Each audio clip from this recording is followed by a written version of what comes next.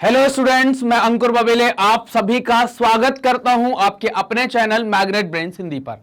एक ऐसा चैनल जो हिंदी माध्यम की कक्षा 6 से लेकर कक्षा 12वीं तक का संपूर्ण पाठ्यक्रम बिल्कुल निःशुल्क में उपलब्ध करा रहा है, वो भी क्वालिटी कंटेंट और क्वालिटी एजुकेशन के साथ। मैग्नेट ब्रेन्स मतलब है फ्री एजुकेशन। यहां पर आपको किसी प्रकार का कोई पेमेंट करने की आवश्यकता नहीं होती, आपको सभी वीडियोस यहां पर बिल्कुल निःशुल्क उपलब्ध कराए जाते हैं। चलिए बात करते हैं कि हम इस वीडियो के माध्यम से क्या पढ़ने वाले हैं। तो हमारा आज का वीडियो होने वाला है, आप देख ही रहे होंगे कि हम इसमें एमसीक्यू टाइप क्वेश्चन देखने वाले हैं। मतलब यहां पर आपके बहुविकल्पी प्रश्न होने वाले हैं कक्षा 10वीं के इतिहास के चैप्टर नंबर 1 जिसमें हमने पढ़ा था यूरोप में राष्ट्रवाद का उदय। तो अब सवाल आता है कि भाई एमसीक्यू क्यों? तो एक तो एमसीक्यू इसलिए भी कि कई बार ये पूछे भी जाते हैं पेपर के अंदर, आपके पेपर पैटर्न के अंदर भी बहुविकल्पी टाइप के प्रश्न आते हैं। दूसरी बात यह कि इसके माध्यम से भी हम कुछ सारी चीजों को याद रखने की कोशिश करेंगे। जैसे हम एमसीक्यू यहां पर सॉल्व करेंगे, हर एक क्वेश्चन के पीछे हम थोड़ी सी कहानी जानने की कोशिश करेंगे, वो क्वेश्चन कहना क्या चाह रहा है। इससे होगा क्या, आपको जो आपके छोटे छोटे क्वेश्चन आते हैं वेरी शॉर्ट आंसर जिनके लिखने हैं, उनमें आपको बड़ी मदद मिलेगी और आपकी एक स्टोरी आपके दिमाग में साथ में फ्रेम होती जाएगी, वो साथ में आप देखते चलेंगे। तो पहला क्वेश्चन है आपके सामने।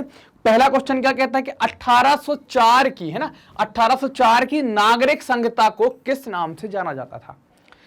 तो चूंकि हम चैप्टर नंबर जब पहला पढ़ रहे हैं जिसमें हम यूरोप के राष्ट्रवाद के उदय के बारे में बात कर रहे हैं, तो इसमें एक टॉपिक आपका वो भी है फ्रांसीसी क्रांति और राष्ट्र का विचार। तो उसी टॉपिक से संबंधित ये प्रश्न भी है आपका। ठीक, तो ये पूछ रहा है कि 1804 की नागरिक संहिता को किस नाम से जाना जाता है। ऑप्शन आपके सामने 4 है, नेपोलियन संहिता, फ्रांसीसी संहिता, राष्ट्रीय संहिता और दूतावासीय संहिता। नेपोलियन संहिता, फ्रांसीसी संहिता, राष्ट्रीय संहिता और दूतावास संहिता। संहिता को कोड भी कहते हैं ना, संहिता जो है उसको कोड भी कहा जाता है, सीओडी कोड। तो दूतावासीय मतलब डिप्लोमेटिक तरीके की हो गई या एम्बेसी कोड हो गया। तो ये एम्बेसी कोड या दूतावासी संहिता ये तो हमने कहीं पढ़ा नहीं था, पूरे चैप्टर में आपको पढ़ने में नहीं आया था, तो इसको अपन कट कर देंगे, ये तो हमारे ऑप्शन में नहीं होगा। हमारे पास बचेंगे अब 3 ऑप्शन आपके पास, नेपोलियन संहिता, फ्रांसीसी संहिता और राष्ट्रीय संहिता। इनमें से कोई एक आपका होने वाला है। चलिए देखते हैं क्या होगा। तो आपको अगर याद हो तो नेपोलियन गद्दी पर बैठ जाता है 1799 के आसपास से, हम उसका चरम देखते हैं, उसको प्रभुत्व में देखते हैं और 1815 तक नेपोलियन गद्दी पर रहता है। क्लियर। इसी बीच में उसने 1804 में एक नया कानून निकाला था जिसको आप नागरिक संहिता के नाम से, या कुछ लोगों ने इसको क्या कहा था कि ये नेपोलियन संहिता भी कहलाई। क्या था, ये क्रांतिकारी कदम उठाए गए थे 1804 में, जैसे विशेषाधिकारों को खत्म कर देना।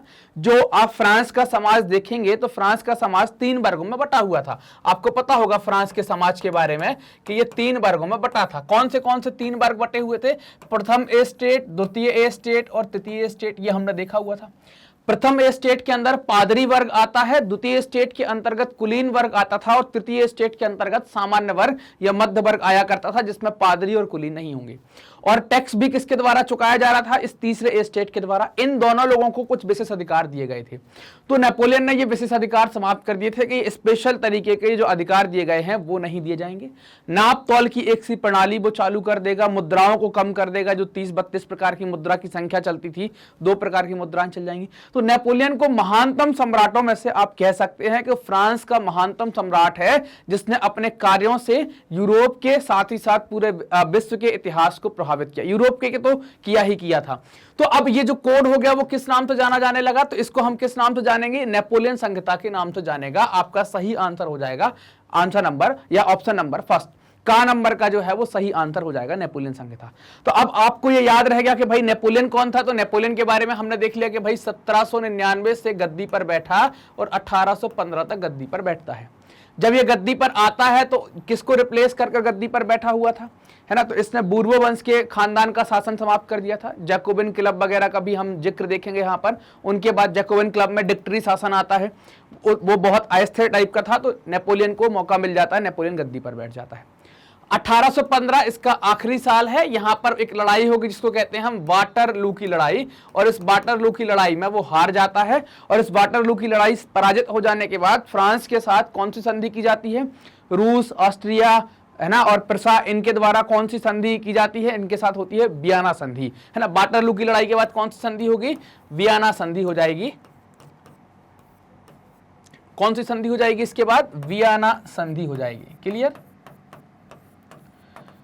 तो आपको ये बातें याद रखनी है। हमें कोड तो मिल गया कि भाई नेपोलियन कोड कहलाता है या नेपोलियन संहिता कहलाती है 1804 में जो नागरिक संहिता बनी। साथ ही साथ हमने नेपोलियन का कार्यकाल देख लिया, सम्राट नेपोलियन का कार्यकाल, और लास्ट की उसकी अंतिम लड़ाई के बारे में भी जान लिया कि वाटरलू की लड़ाई हुई थी जिस पर वो हार गया था, और इस हार के बाद फ्रांस के साथ एक संधि होती है, जिस संधि को हम किस नाम से जानते हैं? वियना संधि या वियना कांग्रेस के नाम से भी इसको जाना जाता है। क्लियर ये वाली बात? अगले प्रश्न की तरफ चलते हैं, प्रश्न नंबर 2। प्रश्न नंबर 2 क्या कहता है कि 1834 में पिरसा में, है ना, अब पिरसा क्या है अब ये अपन देखेंगे एक एक करके। 1834 में पिरसा में स्थापित, है ना, स्थापित हुए जॉल वेराइन। अब एक नया नाम मिल गया जिसको आपने पढ़ा होगा, जिनने भी ये वीडियो नहीं देखे हैं कॉन्सेप्ट वीडियो में जाकर आप इनको देखें, अपने कॉन्सेप्ट को और मजबूत करें। तो जॉल वेराइन का संबंध किससे है? पिरसा क्या हो गया? तो पिरसा जर्मनी का जब एकीकरण किया जाएगा तो ये जर्मनी का एक हिस्सा हो जाएगा या जर्मन भाषा वाले क्षेत्रों का एक हिस्सा हो जाएगा। जॉल वेराइन क्या हो जाएगा? तो यही तो हमें बताना है कि जॉल वेराइन का संबंध किससे है। 4 ऑप्शन आपके सामने हैं, मजदूर संघ, व्यापार संघ, किसान संघ और शुल्क संघ। ये 4 ऑप्शन आपके सामने दिए गए हैं। आप ये देख लीजिए कि जो जर्मनी है, जर्मन भाषा वाले क्षेत्र थे, तो ये 39 राज्य हुआ करते थे। नेपोलियन के द्वारा इनका एकीकरण कर दिया गया था।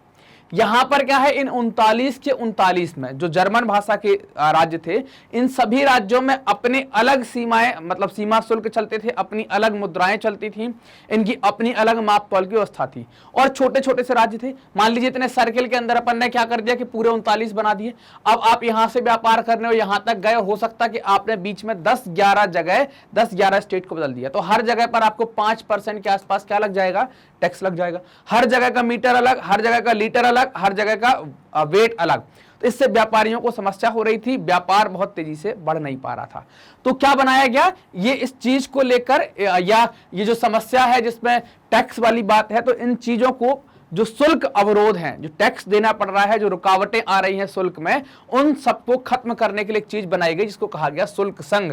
उस शुल्क संघ को नाम क्या दे दिया गया? उसको नाम दिया गया जॉल वेराइन। अब जॉल वेराइन बनाने के पीछे उद्देश्य क्या रहा होगा? तो जॉल वेराइन बनाने के पीछे उद्देश्य ये था कि जो जर्मन भाषा वाले जो राज्य थे, इनको आर्थिक तरीके से राष्ट्र में बांध देना, इनकी आर्थिक चीजों को बांध देना, हर एक प्रांत के हितों को उठाना और उनको राष्ट्रीय भावना के साथ जोड़ देना। इससे क्या होगा कि आप एक राष्ट्र के निर्माण करने में और राष्ट्रीय भावना के विकास में महत्वपूर्ण भूमिका निभा सकते हैं, और विकास भी या भावना का विकास आराम से कर सकते हैं। तो ये इसके लिए इनके द्वारा क्या बनाया गया? जॉल वेराइन बनाया गया। जॉल वेराइन क्या हो गया? आपका शुल्क संघ हो जाता है। क्लियर? अगले प्रश्न की तरफ चलते हैं। प्रश्न नंबर 3 क्या कहता है? प्रश्न नंबर 3 कहता है कि राष्ट्रवाद को चित्रों के माध्यम से दर्शाने वाला निम्नलिखित में से कौन है? आपको बताना है कि इनमें से कौन सा ऐसा व्यक्ति है इन चारों में से जिसने राष्ट्रवाद को चित्रों के माध्यम से दर्शाया हुआ है। सबसे पहली चीज तो कि ये राष्ट्रवाद क्या है, आपने पढ़ा होगा राष्ट्रवाद क्या है। तो इसमें एक कॉन्सेप्ट आता है राष्ट्र का भी। तो राष्ट्र किसको कहते हैं? कहा गया है कि एक दार्शनिक है, उन्होंने ऐसा कहा है कि भाई ये क्या कहलाता है? एक नस्ल, एक क्षेत्र का जो क्षेत्रीय राष्ट्र होता है उसको राष्ट्र कहा जाता है, या एक संस्कृति का। और ये काफी लंबे संघर्षों के बाद बन पाता है ना, काफी संघर्ष, त्याग, इन सब का जो चरम बिंदु होता है उसको राष्ट्र कहते हैं। जब वो विचारधारा बन जाती है कि ऐसे बनाना है, तो उसको आप क्या कहते हैं? उसमें वाद जोड़ देते हैं, वो राष्ट्रवाद। मतलब जब आपका आपके देश से लगाव हो जाएगा, आपके देश की संस्कृति से लगाव हो जाएगा, भूमि से लगाव हो जाएगा, उसको आप राष्ट्रवाद कह सकते हैं, वो राष्ट्रवाद कहलाएगा। तो ऐसे ही राष्ट्रवाद को चित्रों के माध्यम से किसके द्वारा दर्शाया गया? मेस्सिनी, फ्रेडरिक सरायू, इमैनुअल द्वितीय, ये विक्टर इमैनुअल द्वितीय, और हेब्सबर्ग। ये 4 ऑप्शन आपके सामने हैं। मेस्सिनी जो है वो इटली से संबंधित हैं, और ये इनका संबंध जो है या इनकी कहानी हम देखें तो इनने इटली के एकीकरण का विचार रखा था और 2 गुप्त संगठन बनाए थे। एक का नाम था यंग इटली, एक का नाम हुआ करता था यंग इटली, और एक का नाम था यंग यूरोप। तो ये तो नहीं है ना, हमें इनकी कहानी तो पता चल गई क्या है। फिर है विक्टर इमैनुअल द्वितीय। विक्टर इमैनुअल द्वितीय कौन है? ये आपके सार्डिनिया पीडमोंट के शासक हुआ करते थे, और इटली का एकीकरण होने के बाद ये क्या बनते हैं? सम्राट बनते हैं। कहाँ के सम्राट बन जाते हैं? एकीकृत इटली के। कहाँ के? एकीकृत इटली के सम्राट बन जाते हैं। ठीक, तो ये भी ऑप्शन में नहीं होंगे। हेप्सबर्ग क्या है? ये अपने आप में एक साम्राज्य है ना, जो ऑस्ट्रिया हंगरी का जो शासन हुआ करता था, जो राजघराना है, वो हेप्सबर्ग है।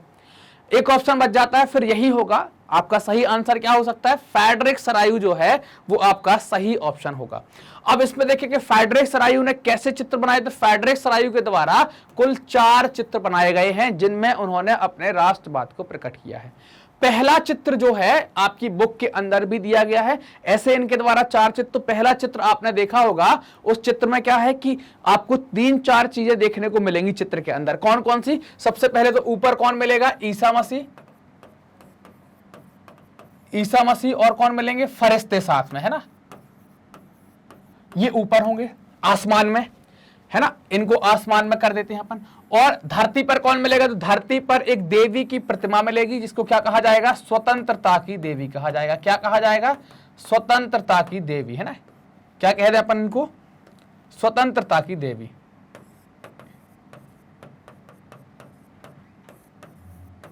और इन स्वतंत्रता की देवी के आसपास आप देख रहे होंगे कई सारे लोग लंबी लाइन लगा के, और इनके चक्कर ऐसे लगा रहे हैं, लंबी लाइन में लोग आ रहे हैं एक के बाद एक। ऑस्ट्रिया जो आपका अमेरिका वगैरह है, ये राज्य बन गए थे, जर्मनी, इटली, ये सब लाइन में लगे हुए थे, रूस, कि हम एक स्वतंत्र राष्ट्र बन जाएं, जिसको आप राष्ट्र राज्य कहते हैं।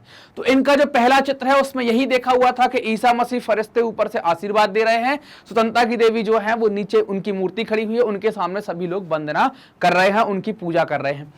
अब इसमें ये वो क्या दिखाना चाहते थे? वो प्रजातांत्रिक और गणतांत्रिक तरीके से ये बताना चाहते थे कि जो उनका सपना है, उनने इनके द्वारा एक सपना देखा था, उस कल्पना की थी, उस कल्पना को कहते हैं यूटोपिया या कल्पना दर्श कहलाता है, जिस पर उन्होंने सोचा था कि राष्ट्र कुछ ऐसा बनेगा जो प्रजातांत्रिक गणतांत्रिक तरीके से स्थापित किया जाएगा।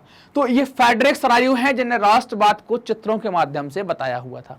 क्लियर ये बात? तो ये क्लियर हो गया ना, अपन ने चारों ऑप्शन देख लिए। मेस्त्री कौन है, फ्रेडरिक सरायु कौन है, इमैनुअल द्वितीय कौन है, और हेप्सबर्ग के बारे में भी जान लिया। अगले प्रश्न की तरफ चलते हैं। प्रश्न नंबर 4 क्या कहता है? निम्नलिखित में से किस देश को सभ्यता का पालना कहा जाता है? सभ्यता के पालना के बारे में बात की जा रही है, क्योंकि हर एक महाद्वीप के अंदर अलग अलग देश को सभ्यता का पालना कहा जा रहा होगा, लेकिन यहां पर हम यूरोप के बारे में बातें कर रहे हैं, तो हम यहां पर यूरोप से ही कॉन्सेप्ट निकालेंगे, यूरोप के ही संदर्भ में देखेंगे यहां पर। ठीक, तो सभ्यता का पालने का मतलब क्या हो जाता है ना? पालना क्या कहलाता है? तो पालना का मतलब हो जाता है जहां पर पाला पोसा जाता है, जहां पर आपका पालन होता है, पालन पोषण होता है। अब ये कैसा पालन पोषण होता है? आप में से शायद ही कोई ऐसा होगा जो पालने में नहीं झूला होगा। बचपन जो होता है ना, आपकी जो बचपन जो निकलता है वो पालने में निकलता है। कैसे निकलता है? कई बार क्या है, आपकी माँ को या घर में किसी को काम है, आपको पालने में डाल दिया और ऐसे झुलाते रहे, तो उसमें क्या है, आपको मजा आता रहता है और आप धीरे धीरे बड़े होते रहते हैं, विकसित होते रहते हैं। पालने में ही, पालने से होकर ही आप निकले, तो वहां पर भी आपका कुछ विकास हुआ होगा। ऐसा तो होगा नहीं कि जब पालने में गए हैं तो हमने सांस लेना, खाना पीना सब बंद कर दिया, बोले नहीं जब तक पालने में रहेंगे तो विकास नहीं कर, वहां भी विकास हुआ होगा। तो ये बचपन की चीज बिल्कुल एकदम बेसिक या बहुत मौलिक चीज है, हर बच्चा लगभग जाता ही है। जरूरी नहीं है कि सबको ही बहुत अच्छे पालने में जाए। कई बार क्या होता है कि साड़ी का पालना बना देते हैं, रस्सी का पालना बना देते हैं कि उसमें बच्चे को झुला देते हैं, तो सब अपने अपने कॉन्सेप्ट चलते हैं यहाँ पर। तो क्या हो गया, पालना में क्या होता है, बच्चे का पालन पोषण, बचपन मतलब जो बिल्कुल छोटा बच्चा होता है वो यहाँ पर रहता है। तो ऐसे ही कहा जा रहा है कि भाई सभ्यता मतलब सभ्यता भी पलती होगी। ऐसा तो होगा नहीं कि एक साथ सभ्यता बहुत बड़ी हो जाती होगी, तो इस सभ्यता को भी पालना होता होगा। सभ्यता क्या होती है? संस्कृतियों, कला, रहन सहन, खान पान, इन सबको मिलाकर जो चीज बनती है उसको आप सभ्यता कहते हैं, सिविलाइजेशन कहलाती है। इस सभ्यता का पालना किसको कहा गया? तो आपके सामने 4 ऑप्शन है। मैंने आपको सभ्यता बता दी और पालना देख लिया। 4 ऑप्शन कौन कौन से हैं? इटली, यूनान, फ्रांस और इंग्लैंड। इन 4 में से एक सही आंसर बताना है, क्या होगा? तो सही आंसर जो है वो है यूनान। यूनान को सभ्यता का पालना कहा गया है। अब आप देखो यूनान को क्यों कहा गया और किसके द्वारा ये सभ्यता का पालना यूनान को कहा जाता है। यूनान के बारे में हम बात करें, अगर आप इटली के बारे में भी बात करना चाहें तो इटली जो है वो पहले 7 छोटे छोटे राज्यों में विभक्त था। इन 7 राज्यों को इकट्ठा करके क्या कर दिया गया? एकीकृत इटली बना दिया गया, एकीकृत इटली बना दिया गया। और यहाँ के जो राजा बन गए वो किसको बना दिया गया? विक्टर इमैनुअल द्वितीय को। विक्टर इमैनुअल द्वितीय को, विक्टर द्वितीय लिख देता हूं मैं यहां पर, विक्टर इमैनुअल द्वितीय को बना दिया गया। यूनान के बारे में बात करें, फ्रांस के बारे में देख लो आप। फ्रांस का क्या था, फ्रांस में हमने देखा हुआ था कि बूर्बो वंश के राजा थे, लुई 16वां गद्दी पर बैठे हुए थे, खजाना खाली था, है ना, खजाना इनका खाली हुआ करता था। इनके बाद जैकोबिन का शासन आया था। जैकोबिन के बाद हमने देखा था किसका शासन आया था, नेपोलियन का शासन आया था। नेपोलियन के बाद फिर से संविधान सभा आ गई थी, और ये बातें हमने इनके फ्रांस के अंतर्गत देखी हुई थी सब। इंग्लैंड के बारे में देखें तो इंग्लैंड का क्या है, ये छोटे छोटे से 4 द्वीपों से मिलकर बना हुआ था। इंग्लैंड जो है जिसको यूके का हिस्सा हो जाएगा, तो इंग्लैंड कहां मिलेगा आपको, यूनाइटेड किंगडम का एक पार्ट हो जाएगा, जिसमें स्कॉटलैंड भी होगा, वेल्स भी होगा और आयरलैंड भी होगा। अब बात आती है कि यूनान को ही क्यों कहा गया है सभ्यता का पालना, है ना। यूनान को सभ्यता का पालना कहने के पीछे कारण क्या है, यूनान किसका हिस्सा है, तो यूनान हिस्सा था ऑटोमन साम्राज्य का। किसका, ऑटोमन साम्राज्य का। और ऑटोमन साम्राज्य कैसा साम्राज्य है, तो यहां पर देखें ये कैसा साम्राज्य है, मुस्लिम साम्राज्य है। और इस यूनान ने मतलब ये मतलब उनके धर्म के हिसाब से भी अलग थे, तो इनने इनके खिलाफ संघर्ष स्टार्ट कर दिया। तो यूनान ने अपनी आजादी का संघर्ष कब से स्टार्ट कर दिया, तो आजादी का संघर्ष वो स्टार्ट कर देते हैं 1821 से। और इस आजादी की लड़ाई में कवियों वगैरह ने भी बहुत सपोर्ट किया, और इनको कई सारे अलग अलग देशों से भी समर्थन मिला हुआ था, अलग अलग देशों के लोगों ने भी इनको समर्थन दिया हुआ था। तो उन कवियों के द्वारा ही क्या क्या कहा गया था कि यूरोप की सभ्यता का जो पालना है वो क्या है, यूनान को कहा गया। और यूनान बाद में कब 1832 में जाकर एक संधि हो जाएगी कुंतुस्तुनिया, है ना, कुंतुस्तुनिया संधि के द्वारा क्या हो जाएगा, कुंतुस्तुनिया संधि के द्वारा यूनान को क्या कर दिया जाएगा, एक स्वतंत्र राष्ट्र घोषित कर दिया जाएगा। तो कुंतुस्तुनिया संधि के बाद यूनान एक स्वतंत्र राष्ट्र बन जाएगा। क्लियर ये बात कि हमने ये सारी चीजें यहां पर कोशिश की कि भाई इसको पालना क्यों कहा जा रहा है, तो हमने ये जानने की बिल्कुल एकदम क्लियर कोशिश कर ली, हमें क्लियर कट पता चल गया कि भाई यूनान को क्यों कहा जा रहा है पालना। अब तो भूलेगा नहीं ना आपको, अब चाहे वो लिखने को आ जाए, चाहे आपको आंसर टिक करने को आ जाए, भूलना नहीं चाहिए। हम इसी उद्देश्य के साथ पढ़ेंगे कि हमको कोई चीजें भूलना नहीं है, चाहे कैसा भी आ जाए। कान चाहे यहां से पकड़ो चाहे घुमा के पकड़ो, पकड़ना तो कान ही है, तो हमको रखना तो याद ही है, और हमको अपने दिमाग में बैठाना चाहे जैसे बैठाएं हम, है ना। तो हमारा ऑब्जेक्टिव से वो वाला भला भी होना चाहिए कि भाई कोई चीज आ जाए बड़े में लिखने को, तो हमको कुछ कुछ याद तो रहे। निम्नलिखित में से जर्मनी के कौन से वर्ग ने राष्ट्र राज्यों को निर्वाचित संसद द्वारा शासित होने के लिए प्रयास किया था। यह बात की जा रही है कौन से वर्ग के द्वारा, जर्मनी के कौन से वर्ग के द्वारा राष्ट्र राज्यों को निर्वाचित संसद द्वारा शासित होने का प्रयास किया गया, यह बताना है। बड़े जमींदार, अफसरशाही, मध्यम वर्ग और साधारण लोग। तो अब इसमें आपको बताना है कि कौन सही होगा, तो आपका आंसर जो सही होगा वो होगा मध्यम वर्ग वाला। कैसे होगा मध्यम वर्ग वाला सही, तो आप देखना कि जर्मनी जो है, अगर हम जर्मनी को देखें तो जर्मनी क्या है, छोटे छोटे 39 राज्यों का एक संघ हुआ करता था।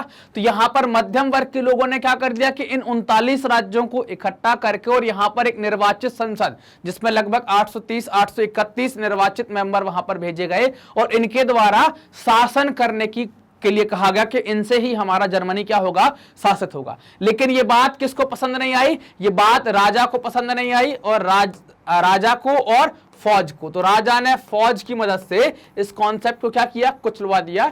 जर्मनी में फिर ये चीज बन नहीं पाई। तो ये किसकी कोशिश थी, ये कोशिश हुआ करती थी मध्यम वर्ग की कोशिश हुआ करती थी। क्लियर है बात। अगले प्रश्न की तरफ चलते हैं, प्रश्न नंबर 6। निम्नलिखित में से किसको एकीकृत इटली का पहला राजा घोषित किया गया था, है ना, किसको एकीकृत इटली का पहला राजा घोषित किया गया था। ऑप्शन है 4, निकोलस द्वितीय, किंग जॉर्ज द्वितीय, विक्टर इमैनुअल द्वितीय और केसर विलियम फोर्थ, है ना। तो आपको ये बताना है कि इनमें से कौन है जिसको एकीकृत इटली का राजा घोषित किया गया। तो सही आंसर तो आपके पास जो होगा वो है आपका विक्टर इमैनुअल द्वितीय, है ना, ये करेक्ट आंसर है, विक्टर इमैनुअल द्वितीय। अब ये एकीकृत इटली का कॉन्सेप्ट कैसे चला था, एक बार देख लेते हैं कि भाई कैसे आया था। एकीकृत इटली के बारे में सबसे पहले विचार किसने दिया था, मेस्सिनी के द्वारा ये विचार दिया गया था। मेस्सिनी ने ये विचार दिया था, और इसके लिए उन्होंने यंग इटली नाम का एक ऑर्गेनाइजेशन भी बनाया था। मेस्सिनी ने क्या बनाया था, एक यंग इटली बनाया था। अभी अपन ने 2 मिनट पहले पढ़ा, यंग इटली पढ़ाया। लेकिन जब ये हो नहीं पाया, एक प्रयास भी हो चुका था, वो फेल हो जाता है, तो जिम्मेदारी किस पर आ जाती है, सार्डिनिया पीटमोंट के शासक। ये कहां के शासक थे, जिनका नाम है विक्टर इमैनुअल द्वितीय, है ना। विक्टर द्वितीय लिख देता हूं मैं, इमैनुअल आप समझ लेना क्योंकि यही वाला है। विक्टर इमैनुअल द्वितीय ये कहां से संबंधित है, सार्डिनिया से संबंधित है। इनका संबंध जो है वो सार्डिनिया के ये शासक हुआ करते थे। तो इनके ऊपर जिम्मेदारी आई और इनने जिम्मेदारी किसको दी? अपना एक मंत्री है काबूर। काबूर के नेतृत्व में ही इटली के एकीकृत करने के लिए जो आंदोलन चलाया गया उसका लीडर कौन था? काबूर। और एकीकृत करने के बाद शासक किसको बना दिया गया? विक्टर एमानुएल द्वितीय को। क्यों इनको दिया गया? क्योंकि सार्डिनिया पीटमांट जो है वो एकमात्र इतावली शासक था, इतावली राजघराना था, इटालियन राजघराना था जो इटली के विभिन्न 7 राज्यों में से एक राज्य पर शासन कर रहा था, बाकी पर नहीं था। तो यहां पर क्या कर दिया? विक्टर एमानुएल द्वितीय को ही एकीकृत इटली का राजा बना दिया गया।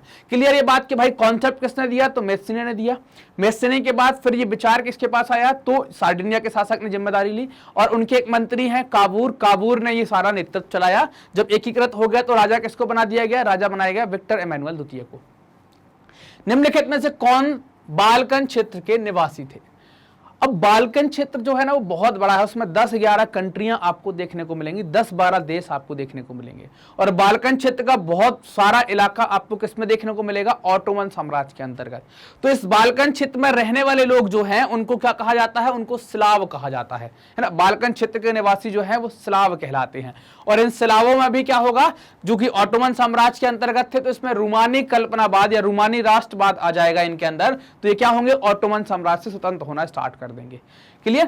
तो क्या कहते हैं बाल्कन क्षेत्र में रहने वाले लोगों को? हम बाल्कन क्षेत्र में रहने वाले लोगों को स्लाव के नाम से जानते हैं। अगला प्रश्न है कि फ्रेडरिक सरायू कहां के कलाकार थे? फ्रेडरिक सरायू के बारे में हम अभी पढ़ चुके हैं।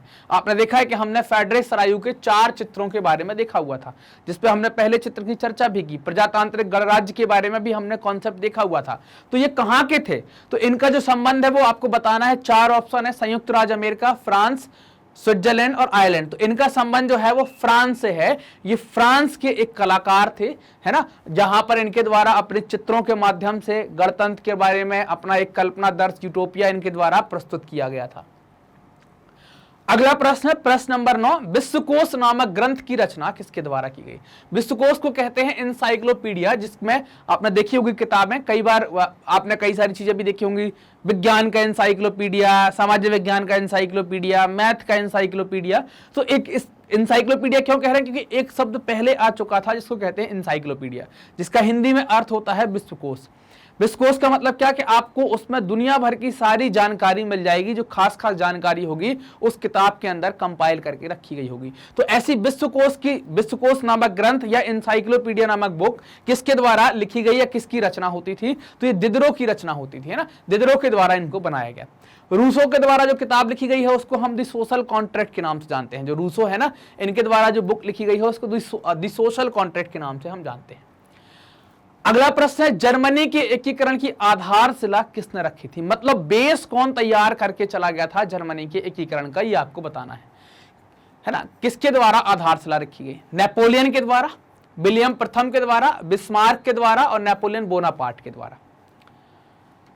तो आप देखेंगे यहां पर कि जो आंसर सही होगा वो होगा आपका नेपोलियन बोनापार्ट, है ना। नेपोलियन बोनापार्ट के द्वारा इटली के एकीकरण की आधारशिला रख दी गई थी। कैसे रखी गई थी? इस नेपोलियन बोनापार्ट ने जब ये सम्राट बना था, है ना, सम्राट का मतलब समझते हैं ना, राजा बना था, तो इसने जर्मन भाषा वाले क्षेत्रों को इकट्ठा किया था। तो जर्मन भाषा वाले क्षेत्र कितने हुआ करते थे? 39 जर्मन भाषी क्षेत्रों को इकट्ठा किया था। तो जर्मनी के एकीकरण की आधारशिला कौन रख गया था? नेपोलियन रख गया था। और जो बिस्मार्क है ना, इन बिस्मार्क के ऑटो वॉन बिस्मार्क जिनको कहते हैं, इनके द्वारा क्या किया गया था? आधुनिक जर्मनी का एकीकरण किया गया था। इनने आधारशिला रखी थी, इनके द्वारा एकीकरण किया गया था। क्लियर ये बात यहां तक की? तो हमने भाई यहां पर ये देख लिया कि जर्मनी का एकीकरण कैसे किसके द्वारा कर दिया गया, किसकी आधारशिला? तो नेपोलियन बोनापार्ट के द्वारा ये आधारशिला रखी गई। और बिस्मार्क जो है वो बाद में, अगर हम ये कहते, ये प्रश्न यहां पर ये आता कि जर्मनी का एकीकरण किसने किया, तो आंसर होता बिस्मार्क।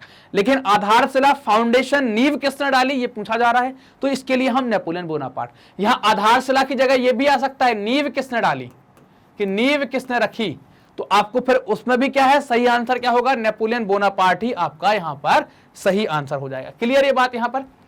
चलिए अगला प्रश्न है प्रश्न नंबर 11 कि मैटरनिख है। तो अब आपको इनके बारे में याद रखना है कि मैटरनिख कौन है। तो मैटरनिख ने किसको सामाजिक व्यवस्था का सबसे खतरनाक दुश्मन बताया था? पूरे चैप्टर में हमने मैटरनिख को 2-3 बार देखा है। मैटरनिख के 2 स्टेटमेंट हमने सुने हुए थे। एक बार हमने देखा था कि किसी को ये खतरनाक दुश्मन बता रहे थे, और एक स्टेटमेंट और सुना था। अभी जैसे ही ये क्वेश्चन करेंगे उसके साथ हम देखते चलेंगे। तो इनने किसको सामाजिक व्यवस्था का सबसे खतरनाक दुश्मन बताया हुआ था मेटरनिक के द्वारा? 4 ऑप्शन है, मेस्सिनी, गैरीबाल्डी, विक्टर एमानुएल और काउंट कावूर, है ना। ये 4 ऑप्शन में से एक आपको बताना है। मेस्सिनी कौन है? तो मेस्सिनी पता है आपको कि एकीकृत इटली ना, एकीकृत इटली का जो सपना है वो इनके द्वारा देखा गया था। एकीकृत इटली का विचार जो है वो इनके द्वारा दिया गया था। गैरीबाल्डी कौन है? तो इनके द्वारा कुछ नेतृत्व किए गए थे, इनने कई सारे नेतृत्व किए थे, कैंपेन चलाई हुई थी फ्रांस के लिए। विक्टर एमानुएल कौन है? तो ये इटली के जो है इटली के सम्राट होते हैं, एकीकृत इटली के सम्राट बन जाते हैं। काउंट कावूर कौन है? तो विक्टर एमानुएल के कौन है? ये मंत्री हैं, और इनके द्वारा ही एकीकृत इटली के लिए जो आंदोलन चलाए गए हैं तो उनके प्रमुख कौन है? उनके प्रमुख आपके काउंट कावूर हैं। क्लियर? तो अब बात आती है कि भाई हमने सबके बारे में जान लिया, तो मेस्सिनी के बारे में ये कहा था मेटरनिक ने कि भाई जो ये व्यक्ति है ये हमारी सामाजिक व्यवस्था का सबसे खतरनाक दुश्मन है। इनके बारे में ऐसा क्यों कह रहे थे? क्योंकि इनने बताया था, इनका जो कॉन्सेप्ट है उसको कहते हैं यूटोपिया। ठीक, ये क्या कहलाता है? कल्पना दर्श कहलाता है, सोचा, सपना कहलाता है। सपने में इनने देखा था, और सपना इनने क्या देखा था कि पूरा यूरोप छोटे छोटे राष्ट्रों में बट गया है, जहां पर उन्हें उनकी अलग राष्ट्र, उनकी अलग पोशाक के आधार पर आप पहचान सकते हैं। ठीक, और इनने कहा था कि ये कैसे हुआ है? प्रजातांत्रिक गणतंत्र के आधार पर इन्हें बनाया हुआ था। इस कारण से मेटरनिक क्या कहते हैं कि ये व्यक्ति जो है वो हमारी व्यवस्था का सबसे खतरनाक व्यक्ति है, ये हमारी सामाजिक व्यवस्था के लिए सबसे खतरनाक है। दूसरा स्टेटमेंट मेटरनिक क्या कहते हैं? तो फ्रांस के संदर्भ में मेटरनिक कहते हैं कि फ्रांस जब भी छींकता है ना, फ्रांस को जब भी छींकता है तो पूरे यूरोप को जुकाम हो जाता है, ऐसा मेटरनिक के द्वारा यहां पर कहा गया था। क्लियर है बात? तो हमने ये दोनों स्टेटमेंट देख लिए। अगला प्रश्न है प्रश्न नंबर 12, फ्रांस में किसकी छवि, छवि मतलब फोटो के बारे में बात की जा रही, किसकी छवि सिक्कों और डाक टिकटों पर बनाई जा रही है, उकेरी जा रही है, छापी जा रही है? गैरीबाल्डी, किंग विक्टर, मारियान और जर्मेनिया। गैरीबाल्डी और किंग विक्टर ये आदर्श लोग नहीं थे जिनका हमने उपयोग किया। आपको ये याद रखना है कि जब भी हम स्वतंत्रता के संदर्भ में जाते हैं तो हमने स्वतंत्रता की देवी बनाई है, ना कि देवता बनाए हैं। तो आपको यहां पर पुरुष नहीं होगा, मतलब जिसको हम ये दिखाएंगे, जिसको दिखाकर सभी लोगों के अंदर राष्ट्रीय एकता लाने की कोशिश करेंगे, वो कौन होगी? हमेशा महिला होगी। देवी के बारे में बात की गई है, देवता के बारे में बात नहीं की गई है। तो ये दोनों तो होंगे नहीं। अब बची ये दोनों देवियां, मारियान और जर्मेनिया। तो मारियान का जो संबंध है वो किसके साथ है? फ्रांस के साथ है। और जो जर्मेनिया है इसका संबंध किसके साथ है? जर्मनी के साथ है। मारियान कौन है? तो मारियान फ्रांस की एक फेमस ईसाई महिला हुआ करती थी। कौन है ये? ईसाई महिला है। और इनका उपयोग किस लिए हो रहा था? जन संचार के लिए, जन राष्ट्र के निर्माण के लिए। इनकी मूर्तियां जगह जगह पर लगाई जा रही थी, इनकी फोटो डाक टिकटों पर भी छापी जा रही थी, जिससे क्या हो, लोगों के अंदर राष्ट्रीयता की भावना प्रबल हो सके। वैसा ही संदर्भ जर्मेनिया के लिए भी था, जो जर्मनी के एकीकरण के लिए जिनका हम उपयोग कर पा रहे थे ना। तो इनका उपयोग जर्मेनिया की। तो सही आंसर क्या हो जाएगा अपना? तो सही आंसर हमारा हो जाएगा कि भाई मारियान जो है वो फ्रांस के संदर्भ में सही है। अगर ये बात जर्मनी के संदर्भ में पूछी जाती तो हमारा ऑप्शन कौन सा सही हो जाता है? जर्मेनिया सही हो जाता। आपने चैप्टर में पढ़ा होगा ना, अपन ने 2 फोटो देखी थी, मारियान की भी देखी थी और जर्मेनिया की भी देखी हुई थी। इन दोनों को देखा था, और हमने ये भी देखा था कि स्वतंत्रता संघर्ष में हमेशा हमने देवी की मूर्ति रखी और उसी की लोग वंदना करते हैं। हमने स्वतंत्रता को या राष्ट्र को जो मानवीकृत किया, राष्ट्र का जब मानवीकरण किया तो उसे मानव का रूप तो दिया, लेकिन मानव में भी किसका रूप दिया? नारी का रूप दिया था। तो मारियान का संबंध किससे हो गया? फ्रांस के साथ हो गया।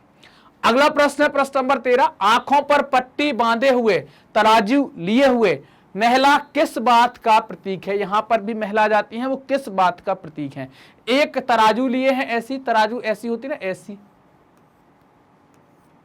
एक तराजू ऐसी ली है ना, एक ऐसा कांटा होता है और इसको यहां से पकड़ लिया, और इसको एक हाथ में पकड़े हैं, दूसरे हाथ में क्या है? एक पुस्तक है, दूसरे हाथ में एक पुस्तक मतलब कानून की पुस्तक, और खुद की आंखों पर क्या है? पट्टी बंधी हुई है। तो ये निशान किस चीज का होता है? ये किस चीज को बताता है? तो ये चीज बताता है या दर्शाते हैं न्याय के लिए। तो ये चीज क्या हो गई? सही आंसर क्या हो गया आपका? न्याय। अब बात आती है कि न्याय के लिए ये आंखों पर पट्टी बंधे और हाथ में तराजू लिए ही क्यों बताया गया है? आंखों पर पट्टी इसलिए बांधी गई है न्याय की देवी के सामने ताकि वो अपने और पराये को पहचान ना सके, अपने सगे को और अपने दुश्मन को पहचान ना सके, जिससे वो न्याय करने में किसी प्रकार का पक्षपात ना कर सके। इसलिए कहा जाता है ना कि जज साहब जब कुर्सी पर बैठते हैं तो उनके लिए अपना पराया कुछ नहीं होता, वो कानून के हिसाब से तौल कर न्याय करते हैं। आपने जो गुनाह किया है उसकी सजा मिलेगी, अगर नहीं किया है तो नहीं मिलेगी, जितना किया है उतनी मिलेगी। ऐसा नहीं कि आपने किसी को छोटा सा चांटा मार दिया और उसके बदले में आपको आजीवन कारावास दे दिया जाए, तो उतना नहीं होगा। जो तो क्या होगा, तौल कर। ऐसा भी नहीं होगा कि आपने कई सारे लोगों की हत्या कर दी और आपको 5 दिन की सजा देकर छोड़ दिया जाए, तो आपके जुर्म के हिसाब से तौल कर सजा दी जाएगी। इसी कारण से इनके हाथ में क्या बांधते हैं, क्या देते हैं, हम तराजू देते हैं। क्लियर ये बात यहां पर। चलिए अगले प्रश्न की तरफ चलते हैं। प्रश्न नंबर 14 क्या कहता है, फ्रांस में किस शासन वंश की पुनः स्थापना वियना कांग्रेस के द्वारा की गई थी? वियना कांग्रेस, या ऐसा भी कह सकते हैं कि वियना संधि, है ना, ऐसा भी कह सकते हैं वियना संधि। तो ये वियना संधि कब हुई थी? तो ये हुई थी 1815 में। कब हुई थी? तो कब के बारे में क्या लिख दें भाई, वाटरलू की जब लड़ाई हो गई थी, वाटरलू की लड़ाई हो गई थी 1815 में। इस वाटरलू की लड़ाई में फ्रांस हार जाता है और फ्रांस की पराजय के बाद, नेपोलियन की मौत के बाद एक संधि की जाती है जिसको हम किस नाम से जानते हैं, वियना संधि के नाम से जानते हैं। तो ये वियना संधि यहां पर की गई थी। अब ये वियना संधि तो आ गई, अब ये पूछ रहे हैं कि वियना संधि से किस वंश के शासन की पुनर्स्थापना की गई? तो यहां पर 4 ऑप्शन है। हैप्सबर्ग, ये आ जाएगा आपका यहां पर, हैप्सबर्ग, आर्लिया वंश, बूर्बो वंश और जार शाही। तो सही आंसर जो है वो बूर्बो वंश। नेपोलियन जब गद्दी पर बैठा था तो बूर्बो वंश का शासन खत्म हो चुका था, जैकोबिन का शासन था, जैकोबिन को वो हटाकर गद्दी पर बैठ जाता है। तो वियना कांग्रेस के द्वारा दोबारा से बूर्बो वंश की सत्ता बहाली करने की कोशिश की गई थी। नेपोलियन के द्वारा जो क्रांतिकारी बदलाव किए गए थे उनको समाप्त करने की भी कोशिश की गई थी इस वियना कांग्रेस के द्वारा। क्लियर ये बात यहां की कि भाई किसको स्थापित किया गया, बूर्बो वंश की सत्ता को स्थापित किया गया। अगला प्रश्न आपके सामने है कि जालवेरियन कैसी संस्था है? इसके बारे में अभी हम देख भी चुके हैं कि जालवेरियन का संबंध किससे है। तो हमने वहां पर देखा था कि जालवेरियन का जो संबंध है ना, ये जालवेरियन का जो संबंध है वो किससे था? हमने देखा था कि एक शुल्क संघ था, है ना, एक प्रकार का शुल्क संघ हुआ करता था। इस शुल्क संघ से फायदा क्या हो रहा था? इससे आपको सीमा शुल्क या शुल्क की रुकावट, है ना, शुल्क की रुकावट में आपको मदद मिल रही थी कि भाई इसकी रुकावट नहीं होगी, आपको जगह जगह पर टैक्स नहीं देना पड़ेगा, इनके अवरोधों को खत्म किया जा रहा था। तो शुल्क कौन देता था सीमा पर? शुल्क कौन देंगे? व्यापारी देंगे। तो ये कैसी संस्था है? ये व्यापारियों की संस्था हुआ करती थी, व्यापारी इससे जुड़ते थे। तो ऑप्शन नंबर क्या सही हो जाएगा आपका? ऑप्शन नंबर बी सही हो जाएगा, खा सही हो जाएगा कि व्यापारियों की संस्था है। क्लियर? जालवेरियन के बारे में हम इसके पहले देख चुके हैं, इसलिए हम यहां पर उसका बहुत डिटेल चर्चा नहीं करेंगे। अगला प्रश्न है प्रश्न नंबर 16, फ्रैंकफर्ट की संधि कब हुई थी? 4 ऑप्शन है, 1864, 1856, 1870, 1871। इनमें से कब फ्रैंकफर्ट की संधि हुई थी? तो सही आंसर 1871। अब फ्रैंकफर्ट की संधि है क्या, ये कब होती है? तो फ्रैंकफर्ट की संधि होती है प्रसा और फ्रांस का जो युद्ध होता है, तो प्रसा और फ्रांस के युद्ध की समाप्ति की घोषणा, है ना, इनकी समाप्ति की घोषणा कर दी जाती है और उसी के साथ क्या कर देते हैं, एक संधि हो जाती है, शांति संधि, जिसको फ्रैंकफर्ट की संधि कहते हैं। और कब होती है? 1871 में होती है। क्लियर है बात? कब हो रही है? तो भाई ये प्रसा के लिए, प्रसा और फ्रांस के युद्ध की समाप्ति के साथ होती है और 1871 में एक शांति संधि के तौर पर फ्रैंकफर्ट की संधि की जाती है।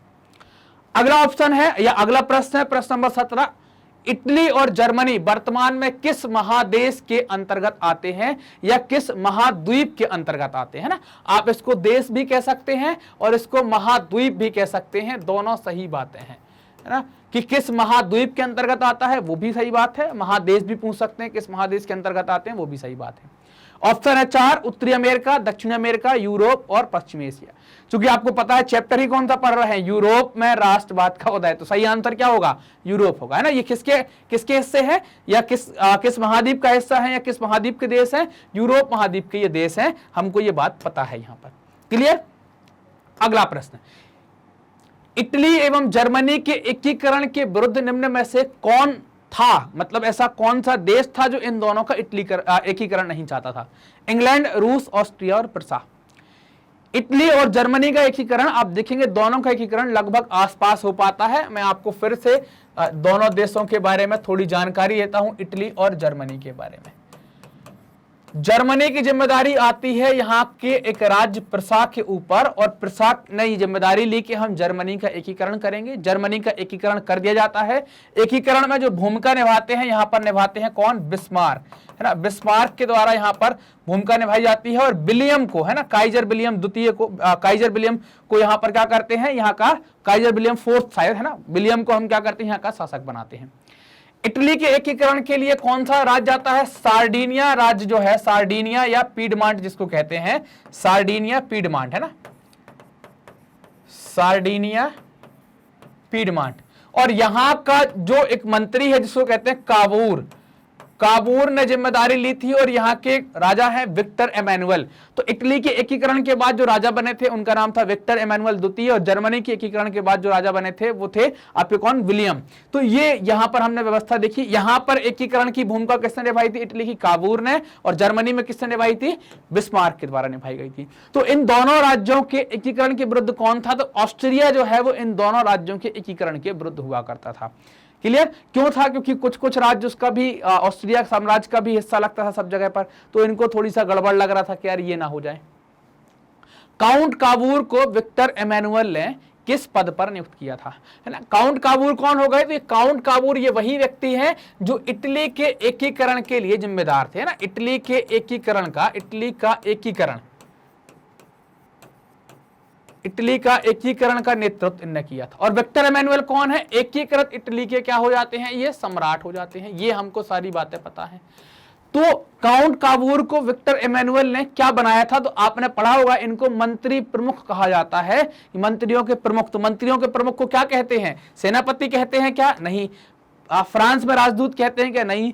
प्रधानमंत्री कहते हैं क्या? गृह मंत्री कहते हैं कि। तो मंत्रियों का प्रमुख जो होता है उसको प्रधानमंत्री कहा जाता है। तो इनने क्या बनाया था? उनको अपना प्रधानमंत्री बनाया हुआ था।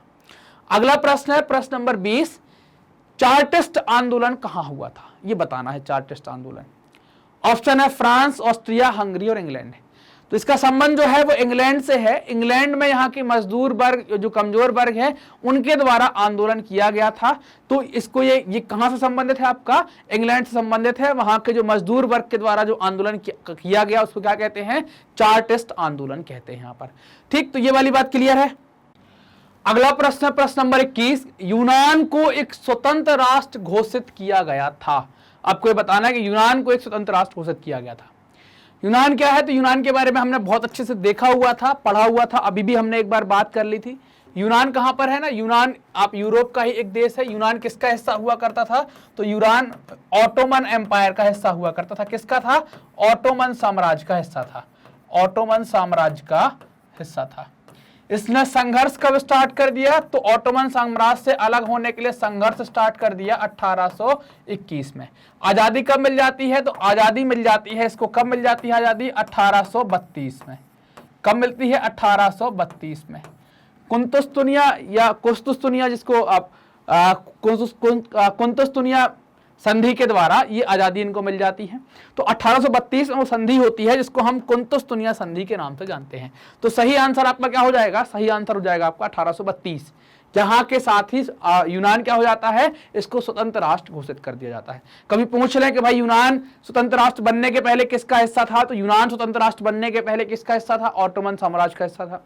यूनान को क्या कहा गया है? तो यूनान को यूरोप की सभ्यता का पालना भी कहा गया है। वहां के कवियों के द्वारा इसे पालना भी कहा गया है। ठीक, संघर्ष 21 में स्टार्ट हुआ और हमने देखा कि 32 में वो स्वतंत्र हो जाता है। अगला प्रश्न है प्रश्न नंबर 22, कार्बोनरी संगठन किस वर्ष गठित किया गया था? ये आपको बताना है। अब कार्बोनरी संगठन क्या है? तो ये एक प्रकार का गुप्त संगठन है। अभी हम देखेंगे क्या है। तो ये जो गठित किया गया इसको 1810 में इसको बनाया गया था। ये एक प्रकार का गुप्त संगठन है। और जो मेत्सिनी है ना, जो एक मेत्सिनी के बारे में अपन ने कई बार जिक्र किया, जिनने इटली के एकीकरण के बारे में अपना विचार दिया हुआ था, तो वो मेत्सिनी है। उनका संबंध भी किससे है? मेत्सिनी का संबंध भी किससे है? वो भी कार्बोनरी संगठन से जुड़े हुए थे। एक क्रांति की लुगारिया के अंदर, और वो क्रांति क्या होती है, असफल होती है तो उनको देशद्रोह दे देते हैं, और उसके बाद क्या होता है, उनके द्वारा यंग इटली, यंग यूरोप नाम के 2 और गुप्त संगठन तैयार कर दिए जाते हैं। तो ये वाला गुप्त संगठन कब बना, 1810 के अंदर बनता है। अगला प्रश्न है प्रश्न नंबर 23, जर्मन राइन राज्य का निर्माण किसने किया था? तो जर्मन राइन राज्य का निर्माण किसके द्वारा किया गया था? ऑप्शन 4 आपके सामने, लुई 18वां का। हमने तो पूरे चैप्टर में 18वां तो पढ़ा नहीं, 16वें तक पढ़ा हुआ था। नेपोलियन बोनापार्ट, नेपोलियन द्वितीय और बिस्मार्क।